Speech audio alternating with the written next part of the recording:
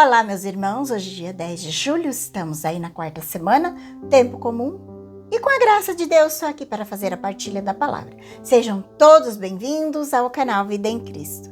Você também que está passando hoje por aqui, sinta-se também acolhido, seja bem-vindos ao canal Vida em Cristo. Apresentamos ao Senhor as nossas vidas e com confiança já pedimos que a Santíssima Trindade, Pai, Filho e Espírito Santo, já vai nos abençoando. A liturgia da igreja hoje traz para nós o Evangelho de São Mateus, do capítulo 10, do 7 ao 15. Jesus está dando algumas orientações ao grupo dos 12 apóstolos, do qual eles devem seguir para levar o anúncio do reino de Deus. O reino de Deus que está próximo. O que a gente vai notar é que a ação dos discípulos é a mesma do Mestre Jesus. Ele que envia eles para a missão, que é de ressuscitar os mortos, purificar os leprosos, expulsar os demônios, curar os doentes e anunciar a vida e a liberdade e a salvação vinda em nome de Jesus. Esse evangelho de hoje, Jesus está falando para aqueles que são consagrados. Aqueles que optaram para uma vida religiosa, como os bispos, sacerdotes, como religiosos, religiosas. Aqueles que se consagraram a Deus, a primeira coisa que Jesus disse a eles é o anúncio do reino de Deus. Ou seja, a salvação está aí. O reino de Deus quer dizer para dizer para as pessoas que é uma maravilha o poder de viver na paz, viver o amor de Jesus. E Jesus dá instruções aos 12 para que eles façam aquilo que ele fez, que são os sinais do reino de Deus. Curar os doentes, ressuscitar os mortos, purificar os leprosos, expulsar os demônios. E os apóstolos, eles fizeram isso. Eles receberam de Jesus o poder de expulsar os demônios, ressuscitar os mortos. Pedro ressuscita mortos, Paulo ressuscitou os mortos. Isso só que a gente sabe que foi escrito. Só que a gente sabe que foi escrito, mas aconteceu muito mais que não estão escritos, que não estão todos na Bíblia, mas aconteceu muito mais. Hoje, esses grandes sinais não se repetem muito, como diz Santo Ambrósio, lá no século IV. Ele diz que hoje já não acontece tantos milagres extraordinários como antes acontecia, porque nós já temos a fé estabelecida, temos a doutrina, temos já os meios de evangelização. E antigamente, quando começou o anúncio do evangelho, tudo era pagão. Então era preciso que acontecesse esses milagres extraordinários para a conversão do povo. Para a conversão. Só que isso não quer dizer que hoje também não acontece esses sinais. Acontece, sim, esses sinais extraordinários ainda continuam acontecendo, mas com menos intensidade do que lá no começo da igreja. Porque lá no começo foi preciso que acontecesse com mais intensidade esses sinais para a conversão daquele povo. E aqui no evangelho hoje, Jesus continua dizendo para os apóstolos: vocês receberam tudo isso de graça. Por isso, de graça também deve estar. Meus irmãos, ninguém dá nada de si mesmo. Ninguém dá nada de si para os outros. Tudo que nós temos é graça de Deus. Porque tudo que temos é dom de Deus. Então, por isso, não se pode cobrar. E Jesus disse: não leveis nem ouro, nem prata, nem dinheiro no cinto, porque o operário é digno do seu salário. Ou seja, aquele que recebe o benefício da evangelização deve manter o evangelizador. O Papa Paulo VI, ele dizia que quem contribui com a evangelização tem o mesmo mérito do evangelizador. Por isso que nós devemos cooperar com as obras da evangelização, com aquelas obras que realmente evangelizam. Esses devem ser ajudados. Porque Jesus quer que os seus evangelizadores, os seus missionários, os seus apóstolos, os seus operários, que eles vivem da providência divina. Ele não quer que um sacerdote divide o seu tempo, o seu trabalho na igreja com os trabalhos seculares, trabalhos profanos. Porque são tão poucos padres na igreja hoje que nós temos. Outro dia, eu vi uma pesquisa que diz que no Brasil nós temos um padre para 10.000 pessoas. Como que um padre vai cuidar de 10.000 pessoas? Isso não tem condições.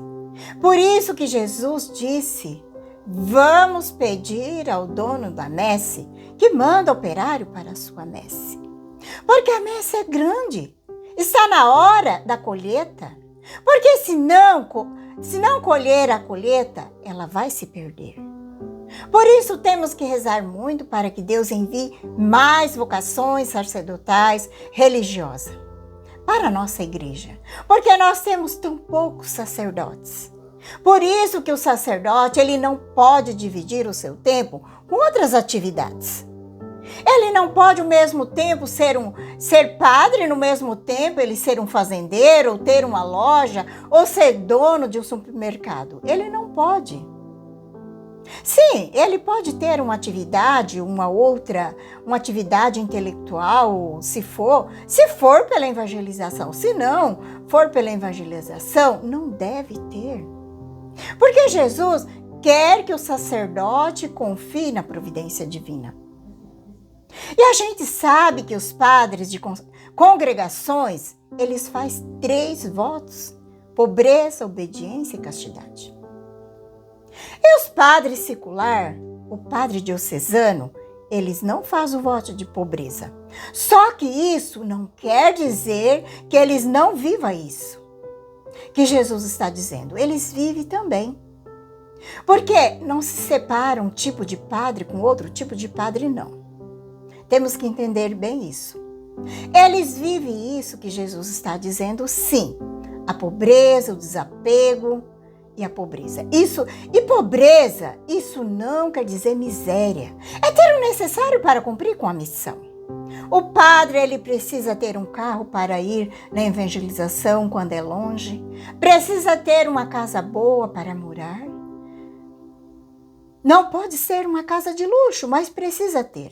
Precisa ter um plano de saúde, porque se ele ficar doente e depender do SUS, ele vai perder muito tempo na evangelização. Não vai poder evangelizar. Então, o missionário, ele precisa ter o necessário para evangelizar. Porque o que é mais importante é servir a Deus. E não servir a Deus. Porque aqui, Jesus coloca também uma coisa muito interessante. Em qualquer cidade, povoado que entrar, informe se ali tem alguém digno de você hospedar, do padre se hospedar. E ao chegar nessa casa, deseja paz, quer dizer, deseja a bênção nessa casa, nessa família. Porque uma família de paz é uma família que ama Deus. Essa é uma família de paz. Jesus disse, se alguma cidade ou alguma casa não querer acolher vocês, ao sair dali, sair daquela casa ou daquela cidade, sacudi a poeira de vossos pés. Em verdade, eu vos digo, a cidade de Sodoma e Gomorra será tratada com menos dureza do que aquela cidade no dia do juízo. Veja que Jesus está dizendo, será tratada no dia do juízo com mais rigor do que Sodoma e Gomorra. Meus irmãos, Sodoma e Gomorra era uma verdadeira desgraça, era uma miséria. Ali havia muita prática pecaminosa, havia uma depravação sexual. Tanto é que Deus acabou com essa cidade de Sodoma e Gomorra. E Jesus disse, a cidade ou casa que não receber os meus missionários vai ser muito cobrada. Olha que Jesus está dizendo, é muito forte mesmo. O que nós podemos fazer para ajudar na evangelização hoje? A primeira coisa que nós devemos fazer é rezar. Pedir que o Senhor envie mais operário para trabalhar na sua messe. Segundo, devemos colaborar com a missão daqueles que entregaram sua vida ao serviço do reino de Deus. Se você pode, tem condições de ajudar as instituições que trabalham na evangelização, que enfrentam grandes dificuldades para evangelizar hoje. Só que uma coisa é muito importante. Primeiro, você tem que ajudar a sua comunidade. Porque a primeira colaboração tem que ser na nossa comunidade. Aonde nós vivemos? Aonde que nós precisamos do padre? Quando alguém está doente, que o padre precisa de ir lá visitar, da unção dos enfermos. Precisa de levar o sacramento da confissão, levar a comunhão, a Eucaristia. E quando a pessoa faz a sua Páscoa, o padre vai lá para fazer as exéquias. Então, a gente precisa colaborar, primeiro de tudo, com a nossa comunidade. Porque é ela quem nos alimenta, que nos sustenta nas nossas necessidades espirituais. E depois, se você puder e tiver condições de ajudar, também as entidades que trabalham na evangelização. Eu vejo que isso que nós precisamos fazer hoje para ajudar. Para que o reino de Deus possa chegar a ter mais pessoas. Rezemos pedindo ao Senhor da messe que envia mais operário para a sua messe. Te convido a pegar a palavra. O evangelho hoje está em São Mateus 10, de 7 a 15. Rezemos pedindo que o Espírito Santo venha nos iluminando.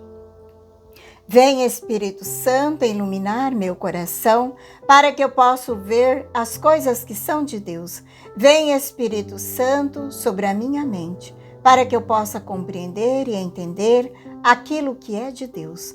Vem, Espírito Santo, sobre a minha alma. Santifica tudo o que penso, falo e faça. Que tudo seja para a glória de Deus.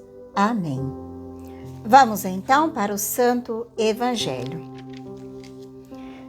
Naquele tempo, disse Jesus aos seus discípulos: Em vosso caminho, anunciai o reino dos céus está próximo. Curai os doentes, ressuscitai os mortos, purificai os leprosos, expulsai os demônios. De graça recebeste, de graça deveis dar. Não leveis ouro, nem prata, nem dinheiro no cinto, nem sacola para o caminho. Nem duas túnicas, e nem sandália, e nem bastão, porque o operário tem direito ao seu sustento. Em qualquer cidade ou povoado aonde entrar, informai-os, para saber se ali seja digno de hospedar-vos com eles até a vossa partida. Ao entrar numa cidade, saudai, e se a casa for digna, desça sobre ela a vossa paz. E se ela não for digna, volte para vós a vossa paz. E se alguém não vos receber, nem escutar vossa palavra, sai daquela casa ou daquela cidade e sacudi a poeiras de vossos pés. Em verdade vos digo, a cidade de Sodoma e Gomorra será tratada com menos dureza do que aquela cidade no dia do juízo. Palavra da salvação, glória a vós, Senhor. Obrigado pela tua companhia, um abençoado dia. Que a paz de Jesus e o amor de Maria esteja no teu coração. E que Deus Todo-Poderoso nos abençoe, em nome do Pai, do Filho e do Espírito Santo. Amém.